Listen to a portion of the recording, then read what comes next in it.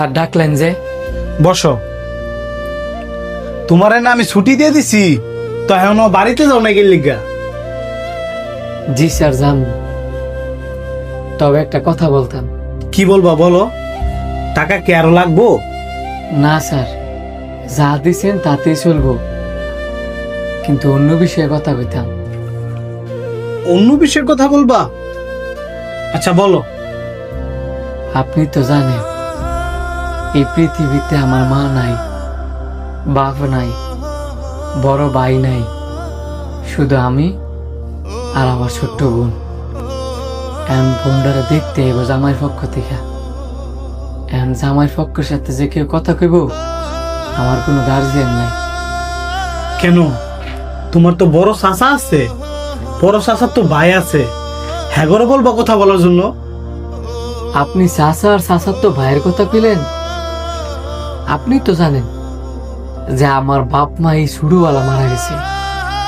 কত কষ্ট করে, কত যুদ্ধ করে আমরা ভাই বোন বড় হয়েছি, একটা খোঁজ খবর নেই নাই।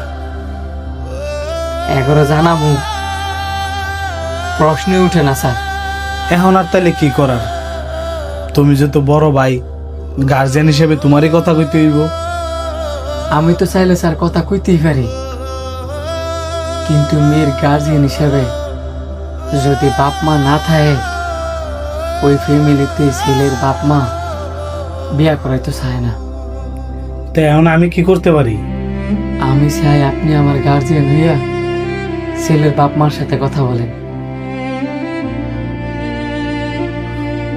কি বলো? আমি কিভাবে তোমার গার্জিয়ান হইতে পারি? স্যার, বর্তমানে তো আপনি আমার গার্জিয়ান, কারণ আপনি আমার সুখ দুঃখে বিপদ আপদে সবসময় আমার পাশে থাকেন। এই পৃথিবীতে আমি মনে করি আপনি হচ্ছেন আমার সবচেয়ে বড় গার্জিয়ান। আপনি যদি থাকেন তাহলে আমি অনেক খুশি হব। না না না, এটা কোনোদিন সম্ভব না, কারণ সমাজের মানুষ এটা ভালোভাবে নিব না। কেরে স্যার, আমরা গরিব দেখিয়া? গরিব দেখে না, আমি হিন্দু, তুমি মুসলিম, এটা তোমার সমাজের মানুষ ভালোভাবে নিব না। আমি যদি তোমাদের গার্জিয়ান হইয়া তোমার বোনের বিয়ের কথা কইতে যাই, বিয়া হওয়ার বদলে উল্টা আরো ভাঙ্গে যাব। আপনি কোন সমাজের কথা কন? যে সমাজের মধ্যে কিনা আমার বোন আর আমি হচ্ছে ইতিম। ইতিম দুইটা বাচ্চা খাইয়া আছে কিনা না খাইয়া আছে, বাচ্চা আছে কিনা মইরা আছে, কোনো খোঁজ খবর নিছেন না। আপনি ওই সমাজের কথা কইতেছেন?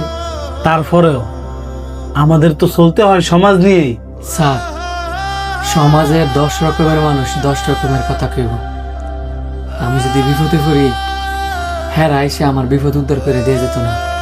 আমি যদি একবেলা না খাই, হ্যাঁ আইসে আমার ঘরে খাবার দিয়ে যেত না।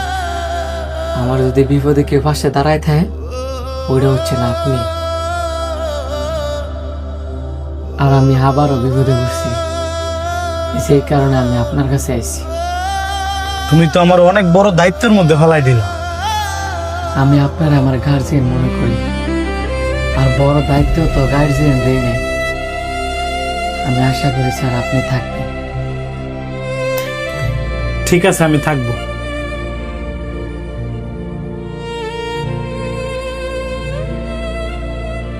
ধন্যবাদ স্যার।